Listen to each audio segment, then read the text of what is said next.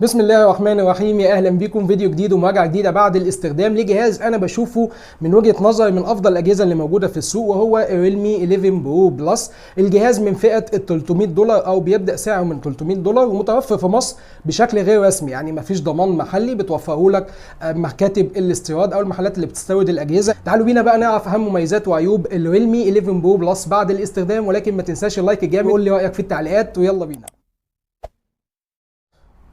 لما تيجي تطلع التليفون من العلبة وتبص كده على نافذة الكاميرات هتتخض. عليها الطلاق بنت انت اتخضيه ده لان نافذه الكاميرات الدائريه اللي في الخلف حجمها كبير وبارتفاع ملحوظ عن جسم التليفون. لما تيجي تحط التليفون كده على سطح مكتب هتلاحظ ان التليفون مرفوع كده بسبب ارتفاع نافذه الكاميرات، وده لان الكاميرا الاساسيه هنا بسنسور 200 ميجا بكسل، سنسور حجمه كبير والتليفون نفسه رفيع 8.2 ملم. ده سمك قليل وبيظهر حجم نافذه الكاميرات، ولكن ما تقلقش لان بيجي داخل العلبه هذا الجراب اللطيف. لما تيجي تركب الجراب هتلاحظ ان في شفه كده بتغطي اطراف نافذه الكاميرات عشان تحمي لك الزجاج كده من الخدوش لما تبقى حاطه على سطح مكتب او على حاجه، واكيد هيكون في سكرين بروتكتور لحمايه الزجاج دوت، يعني اكيد هتتوفر. عموما الشكل شيك، الجهاز ده شيك قوي يا جماعه ومميز جدا بنافذه الكاميرات دي اللي شكلها كمان جميل وفيها شويه حركات. هي كانت محتاجه تخس شويه بس انا بحب الشكل دوت لانه بيفكرني بالكاميرات البروفيشنال وبيفكرني بلوميا 1020 الجهاز اللي حببني اصلا في كاميرات الموبايلات. اللون الاسود اللي معايا ده اللون الوحيد اللي كان موجود وقت ما جبت الجهاز. انا ما كنتش متخيل ان اللون ده هيكون بالجمال ده وبالحلاوه دي. اللون هنا اسود فيه لمعه كده، فيه زي جليتو كده ومفيش تبصيم نهائي. اللون ده هو اللون بتاع فيفو في 27 اللي انا برضو كنت بحبه. ماسكه الجهاز برضو حلوه قوي ومريحه جدا لان زي ما بقول لكم الجهاز رفيع 8.2 ملم ووزنه خفيف 184 جرام، وانا مدمن الاجهزه الخفيفه اللي وزنها خفيف المريحه في الايد اللي لما تيجي تحطها في جيبك كده ما تضايقكش، ولو ماسك جهاز تاني ما تبقاش متقدر يعني ومتضايق. فبصراحه تصميم الجهاز مميز جدا وشيك جدا وماسكه الجهاز كمان مريحه. في عيب تاني في الجهاز ده بعد ارتفاع نافذه الكاميرات وهو عدم وجود مقاومه للماء والغبار بمعيار رسمي. مفيش حاجه تقول لك ان الجهاز ده مقاوم للماء والغبار، ولكن لما تيجي تخرج كده درج الشرايح عشان تركب شريحتين الاتصال اللي بياخدهم الجهاز مفيش امكانيه لتركيب كارت ميموري، ولكن ما تقلقش برضه لان الجهاز ده متوفر بنسخه 256 و512 و1 تيرا، فانت مش هتحتاج اصلا الكارت الميموري. زي ما بقول لكم كده درج الشرايح فيه جلده او جوان بيحمي الجهاز من دخول المياه او الاتربه اللي داخل الجهاز، فالجهاز محمي على الاقل ضد رذاذ الماء ولكن بمعيار غير رسمي، فطبعا لما يكون في حاجه رسميه بتخليك مطمن. من فوق كده في مايك لعزل المكالمات ودي حاجه طبعا مهمه جدا، وفي جنبيه كده في 3 اخرام بتخرج صوت سماعه المكالمات. التليفون هنا بسماعات ستيريو، السماعه السفليه بتشتغل مع سماعه المكالمات، والحركه دي اللي هم عاملينها دي زي اجهزه شاومي تديك بالانس كده في الصوت، يعني تحس ان الصوت اللي جاي من فوق هو اللي جاي من تحت، ودي حاجه كويسه. الصوت نقي جدا وجميل جدا ولكن كان محتاج يعلى شويه، يعني هو واضح مفيش مشكله ولكن كان محتاج يعلى شويه عشان يعني يبقى احسن من كده، يعني زياده مفيش مشكله خالص. وهو بيدعم كمان الدولبي اتموس فالامور تمام جدا.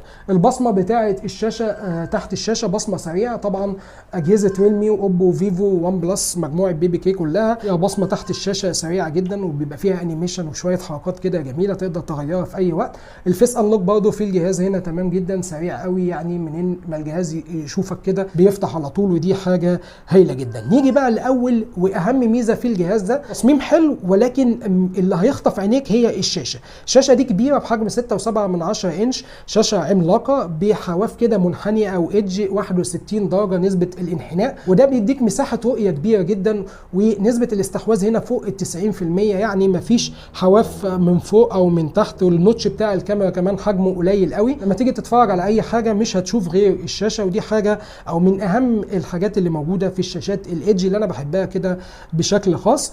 الناس بقى اللي بتخاف على الشاشات من الصدمات او من الخبط او حاجه، فالشاشه محميه بطبقتين من الزجاج المقاوم للصدمات دبل رينفورسد جلاس، وده بيحمي لك الشاشه كده لا قدر الله لو اتخبطت او حاجه ما تقلقش على الشاشه بتاعتك. معدل تردد الشاشه في الجهاز ده 120 هرتز، والشاشه هنا طياره يا جماعه يعني حرفيا بتطير.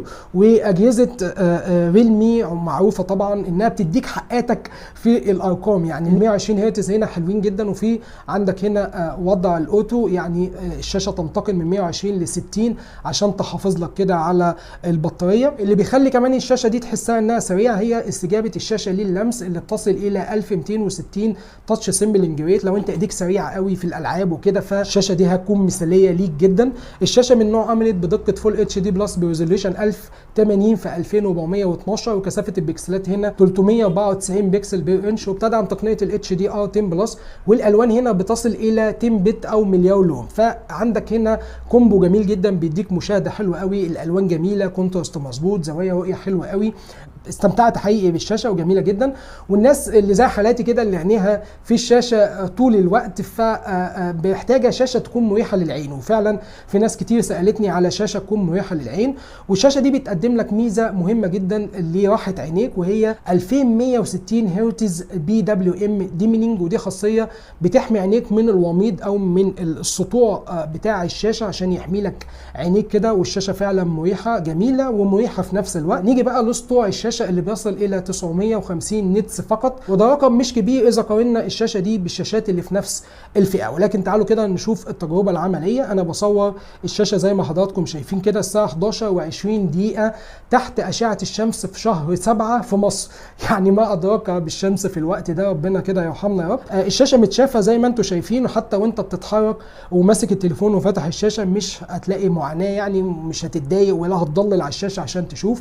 الشاشه جميله، كانت محتاجه تزيد شويه في السطوع ولكنه كافي جدا وجميل زي ما انتم شايفين. فانا بشوف الشاشه دي من اهم مزايا في الجهاز. وتاني ميزه برضو مهمه قوي في الجهاز وبتحسسك كده ان انت يعني فلوسك ما اترمتش في الارض، وهي موتور الفايبريشن. موتور الفايبريشن في الجهاز ده موتور فايبريشن تفاعلي بيديك خبطات ونبضات كده من ما تعمل اي حاجه. في اجهزه كتير جدا او تقريبا في كل الفئه دي في مواتير فايبريشن تفاعليه، ولكن هنا مميز قوي. يعني لما تيجي تكتب على الكيبورد هتحس انت بتكتب على كيبورد حقيقي. لما تيجي تخش على السيتنج كده وتخش على ساوند اند فايبريشن تنزل تحت الهابتكس اند تولز هتلاقي في فيديو كده تحتيه او هابتكس، هتفتحه هيديك كده بص فيديو بيديك الاحساس يعني رهيب في الموتور الفايبريشن بيعمل ايه. يعني تحس انه ترس حقيقي شغال، كوره بتتحدف بجد، الميه تحس ان في ميه بتدلق او احساس الميه، يعني شويه حاجات كده انا مش عارف انقلها لك الا اذا انت مسكت الجهاز بايديك. يعني لازم انت تمسك الجهاز عشان تحس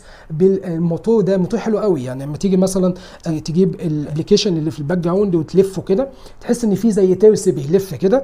زي ما بقول لك انا مش عارف انقل لك الوصف يعني، ولكن موتور فايبريشن حلو قوي وهتبقى مستمتع وانت ماسك الجهاز طول الوقت. زي ما بنقول شاشه جميله وموتور فايبريشن قوي، محتاج بطاريه قويه، والبطاريه بالفعل في الجهاز ده برضه من المزايا المهمه في الجهاز. بطاريه 5000 ملي امبير قويه جدا بتكمل معاك اليوم. انا من الناس اللي بستهلك الجهاز بشكل مكثف، بصور كتير، فتح التليفون كده وبتفرج على مثلا مسلسلات او بعمل اي حاجه، فتح الواي فاي والداتا طول الوقت، يعني بستهلك الجهاز بيكمل معايا يوم كامل، ممكن يصل الى 9 ساعات سكرين اون تايم. فامورك تمام جدا مع استهلاك الطاقه في الجهاز ده. ولو انت استخدامك متوسط ممكن الجهاز يخش معاك في اليوم اللي بعده. من المزايا المهمه قوي هو وجود هذا الشاحن داخل العلبه، شاحن 100 واط. الشاحن ده بيشحن التليفون زي ما حضراتكم شايفين في التجربه اللي قدامكم دي من صفر، يعني انا فصلت الجهاز تماما الى 100% في 37 دقيقه. انا دايما بقول محدش يسيب الجهاز بتاعه يفصل تماما، يعني اشحنه كده لما يصل الى 25% هيشحن معاك في اقل من 20 دقيقه، ودي حاجه هايله جدا. يعني عندك هنا بطاريه قويه ومنظومه شحن هايله جدا. نيجي بقى لاداء الجهاز. اداء الجهاز هنا مش قادر اقول انه ميزه ومش قادر اقول انه عيب، يعني نقدر نقول كده انه اداء متوازن.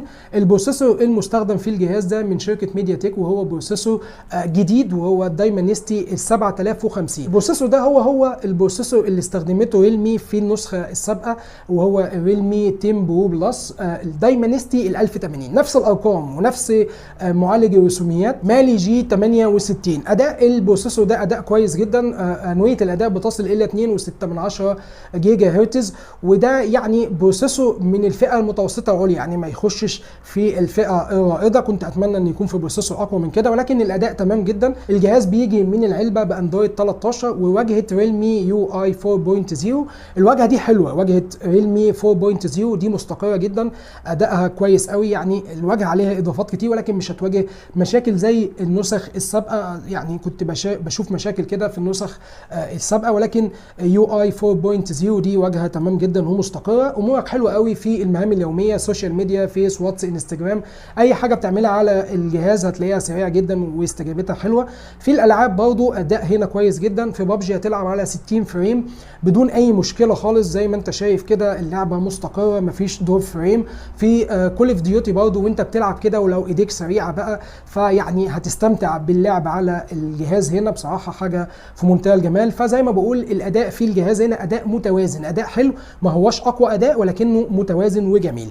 نيجي بقى لحاجه انا بقيت اهتم بيها اول ما امسك اي جهاز، وهي سنسور المكالمات، البروكسيميتي سنسور. والحمد لله هنا بروكسيميتي سنسور حقيقي هاردوير، منين ما تستقبل المكالمه الشاشه هتقفل في اي وضعيه، وانت واقف وانت نايم وانت ماشي على الحيط. فدي بقت حاجه مهمه جدا. نتمنى الشركات اللي بتستخدم سنسور بيعتمد على الحركه تتوقف عن هذا السنسور وترجع تاني للسنسور الحقيقي. البلوتوث حلو قوي، لو انت عندك سماعه بلوتوث كده فما فيش ديسكونكت، يعني المدى كمان بتاعه حلو قوي، والواي فاي كمان تمام والمدى بتاعه حلو جدا، فامورك هايله جدا. شبكه المكالمات في الجهاز هنا معقوله جدا، حلوه جدا. انا جربت الجهاز ده مع الشاومي 13 لايت ومع البوكو الاف 4 والاف 5، وتقريبا نفس شبكه المكالمات في كل الاجهزه تقريبا زي بعض، مفيش حاجه مميزه ومفيش حاجه وحشه، يعني شبكه مكالمات حلوه، مفيش وانت في مكان كده تلاقي الشبكه وقعت او حاجه، لا امورك حلوه جدا. نيجي بقى لصينيه الكنافه او فورمه البسبوسه اللي موجوده في الخلف، الكاميرات هنا انا عملت لها فيديو كده قبل ما اعمل المراجعه وممكن تشوفه في الايفون. الكاميرات هنا مميزه جدا، والسنسور بتاع الجهاز هنا اللي في الكاميرا الاساسيه ال 200 ميجا بكسل اللي بيجي من سامسونج هايل جدا وممتاز جدا في جميع ظروف الاضاءه، في الاضاءه القويه او في الاضاءه المنخفضه اندور او اوت دور، هتلاقي يعني اداء هايل قوي. الالوان جميله، الوان مشبعه، دايناميك رينج جميل جدا، في حده وفي كمان تفاصيل كتير، يعني في الوضع العادي حتى من غير ما تفعل ال 200 ميجا بكسل. لما تيجي تفعل ال 200 ميجا بكسل بقى هتشوف تفاصيل هايله جدا وممتعه حقيقي، يعني في زوم صحيح ديجيتال ولكن زوم تحسه ان زوم حقيقي، يعني بتشوف حاجات انت ما شفتهاش بعينيك المجرده. كمان عندك هنا وضع اسمه ستريت، لما تيجي تفعله هتلاحظ ان التليفون بيديك الوان مشبعه قوي. الناس انا عارف ان في ناس بتحب الالوان الفاقعه، ففعل وضع الستريت هيديك الوان فاقعه وجميله.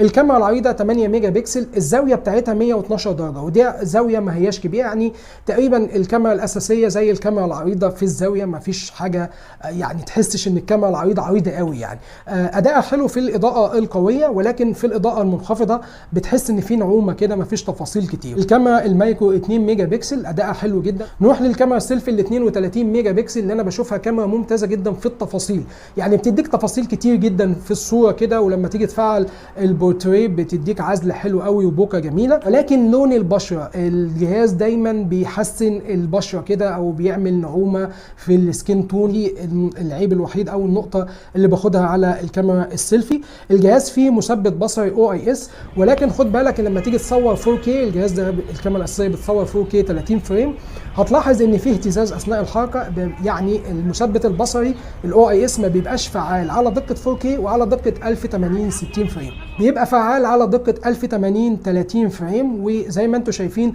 الصوره جودتها ممتازه جدا، حلوه جدا. المميز بقى في الجهاز ده قوي هو المايك بيستقطب الصوت بشكل ممتاز جدا وجميل جدا. نيجي بقى للنهايه كده وملخص الحكايه، وزي ما قلت لكم في البدايه ان الجهاز من الاجهزه المحترمه او من افضل الاجهزه اللي موجوده في السوق. في عيبين، العيب الاول هو حجم نافذه الكاميرات اللي كان محتاج يخس شويه، هتتعود عليه مفيش مشكله، وزي ما بقول لكم الجهاز هيحمي لك نافذه الكاميرات، وهتلاقي اكيد سكرين بروتكتور لحمايه الزجاج دوت عشان لو انت زي حالاتي كده بتخاف على الكاميرات. والعيب الثاني عدم وجود مقاومه للماء والغبار، كنت اتمنى ان يكون في معيار قوي او حاجه تحمي الجهاز ده بشكل كده رسمي عشان الواحد يبقى مطمن لو جه ميه على الجهاز. بخلاف كده الجهاز ده مدجج بالمميزات، تصميم جميل ومميز جدا شيك قوي. الجهاز ده فيه لونين تانيين زي ما حضراتكم عارفين، اللون الذهبي واللون الاخضر اللي هي بخامات جلد، اكيد هيبقى مميز اكتر من اللون الاسود، ولكن اللون الاسود جميل قوي.